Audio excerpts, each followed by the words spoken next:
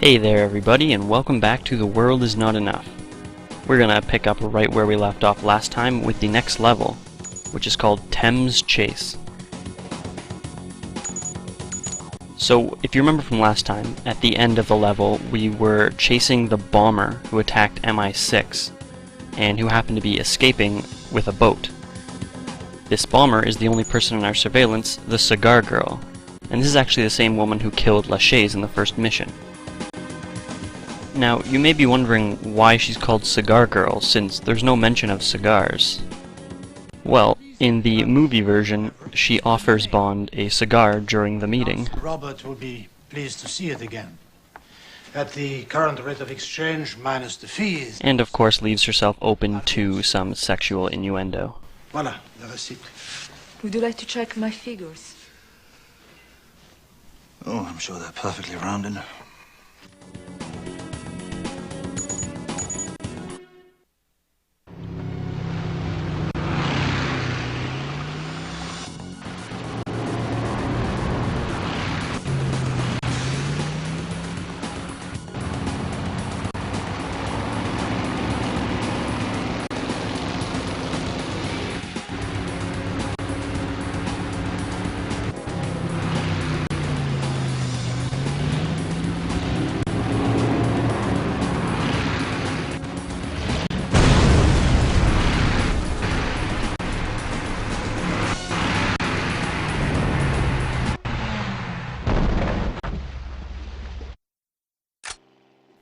And there she goes, getting away on foot.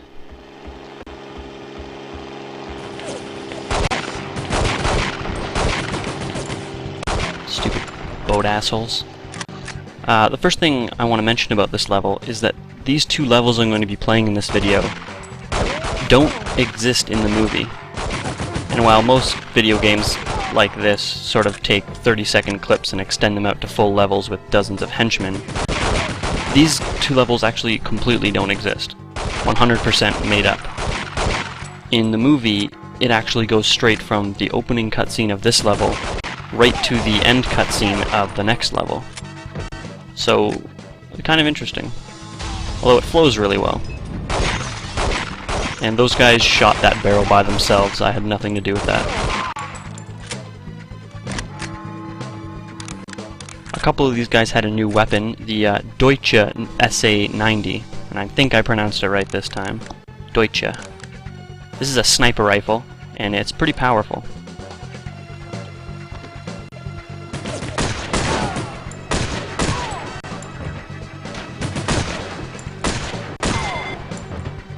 This is the first time in the game we've got to see hostages, and they pop up a couple other times.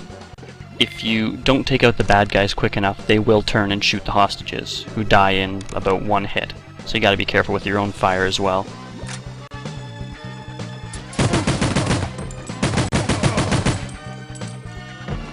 Those guys are a little out of place.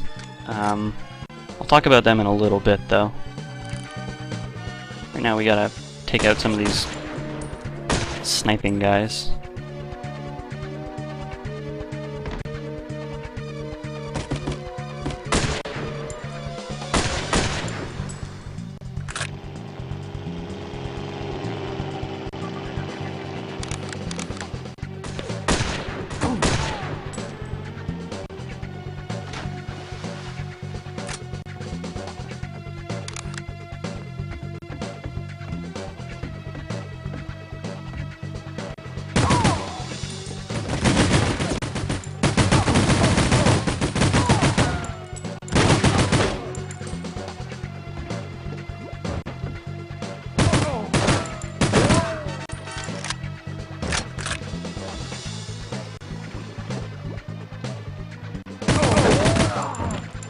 Alright, so those scuba guys were carrying a new weapon, and kind of an interesting one at that, the Seamaster Spear Gun.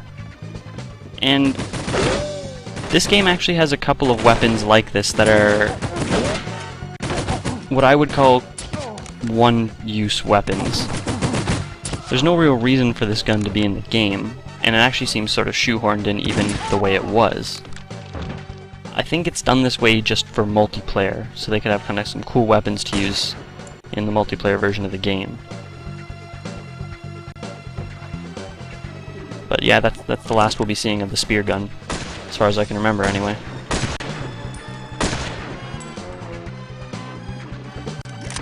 And I'm already down to red health, so I hope I'm going to find some body armor soon. It's not really going that well.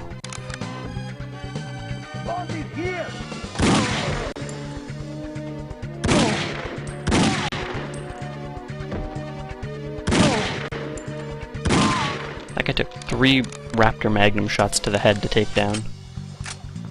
The green guys do have more armor and health, but the headshots should be instant kills.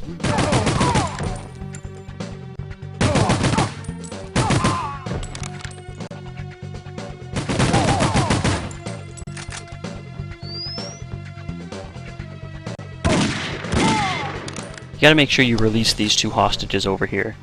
It's pretty easy to miss them if you're heading straight forward. And now we get to use our grappling hook.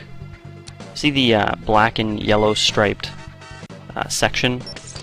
That means we can grapple it, and those are the only types of points in the game we can actually grapple onto.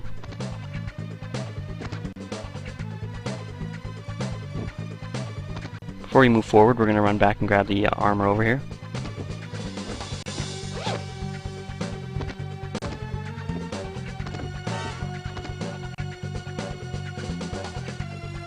And climb the rope again.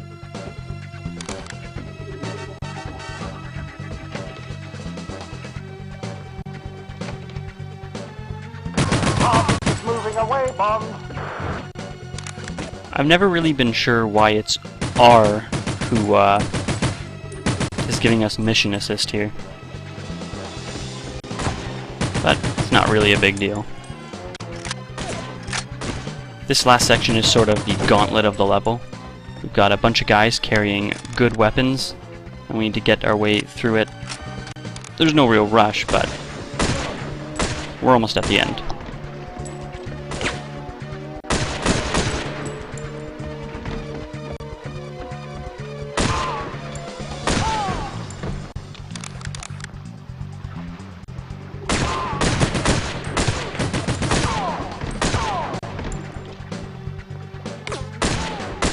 And this right here is the end of the level. This nice London Underground station.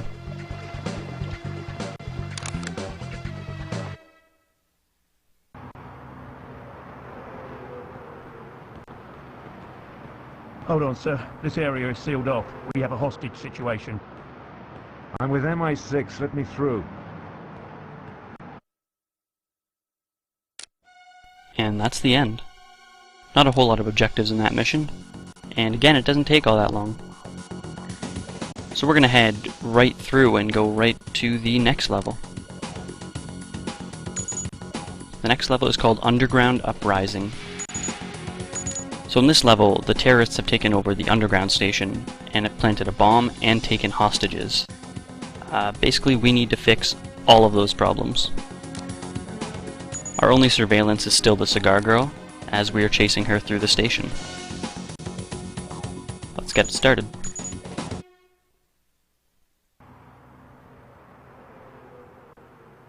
The woman you're chasing is in this station. Her gunmen have seized the whole area, and they've got civilians hostage in there. Even worse, we've reports of some kind of bomb. The whole situation is a mess.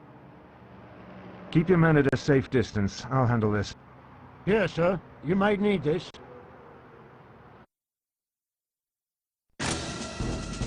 Now, this level is one of the ones that I remember the most from the game, and I'm not sure if that's a good thing or not. A little bit of frame rate issues. And we can't let civilians get caught in the crossfire, so let's let them pass first.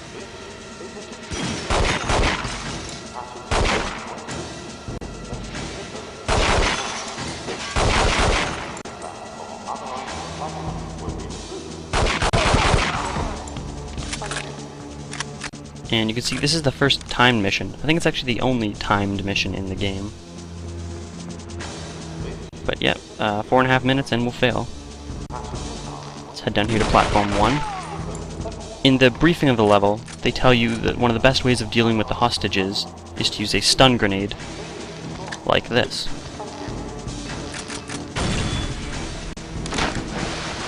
And everybody falls asleep. Which means we get to deal with the terrorists at our own leisure, and after a few seconds the hostages will wake up and be safe. Unfortunately, this is pretty much the only part in the game where that's a useful method. There's a couple others, but most of the hostage situations are actually, they're too spread out, and you're likely to get hostages killed trying to do it that way.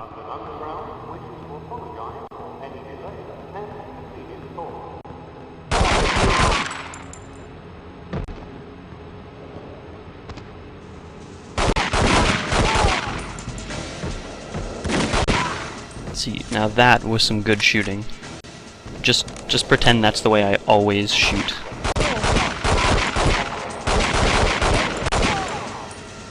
A nice little touch, as you might have just seen, the posters will fall off the wall if you shoot them.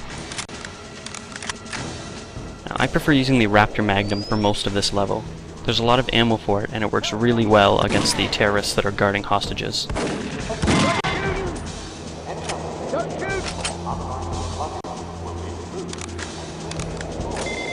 A new gun though, the Ingalls Type 20, is another submachine gun / machine pistol. This one has a silencer mounted on it. And it's pretty inaccurate. It's not really any good at any type of range.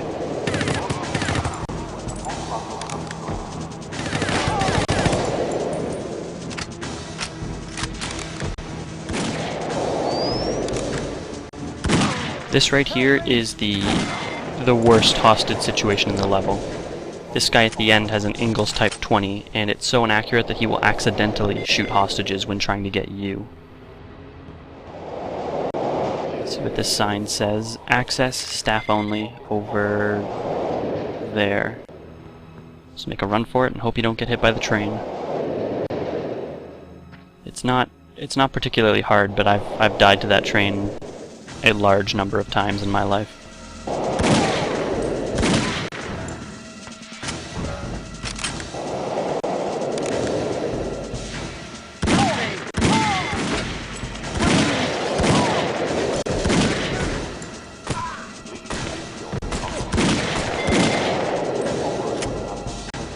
So unfortunately we got a civilian killed, but since they weren't a formal hostage, we don't get penalized and we don't lose the level.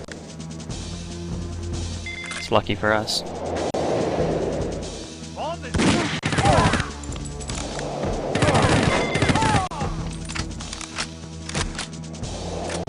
Alright, the bomb's gotta be in one of these washrooms. Let's check the women's first.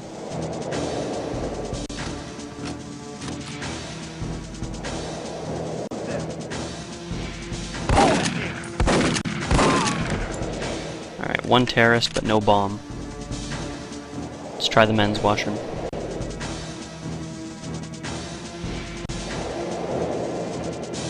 Bond is here.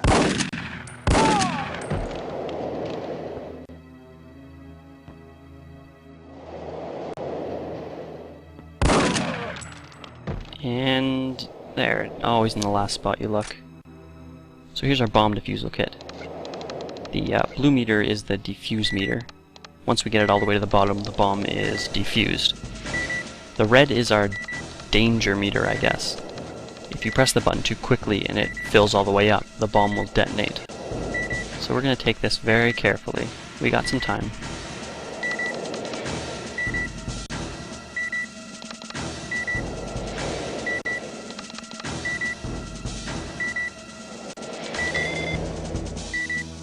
Stupid automatic stall doors.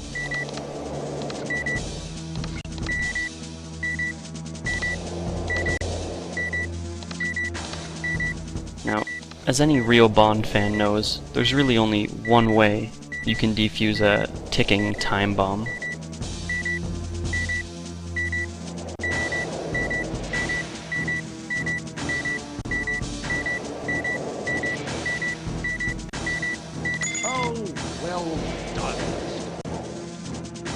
So that's a little Easter egg there.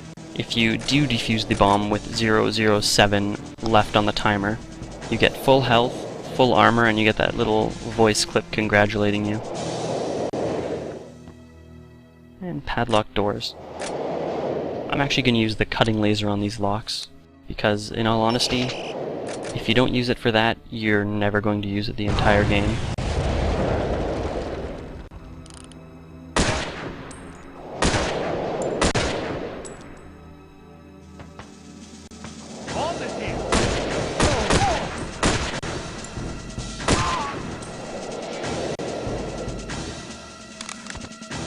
I just want to say that is the first time I think I've ever missed this jump, at least when practicing for the LP. All of my test runs I made it, every run before this I made it. Just, that's the first time I missed it and it had to be on film.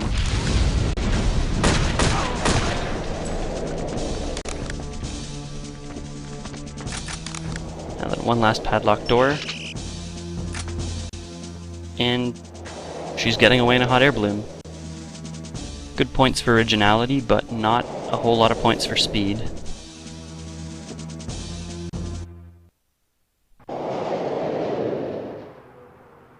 Tell me who's behind this. I can protect you. Not from him!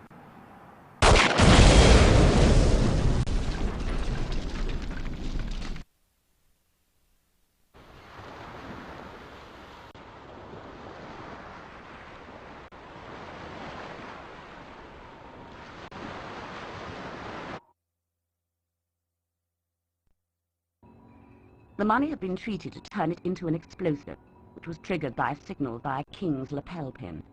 Obviously, someone close to King switched the original for this trigger device, but we don't know who. There's more. I've worked out that the money Sir Robert paid for the report was exactly the amount Renard asked as ransom for King's daughter, Electra. The whole thing was a setup. Renard wanted me to bring that money back here.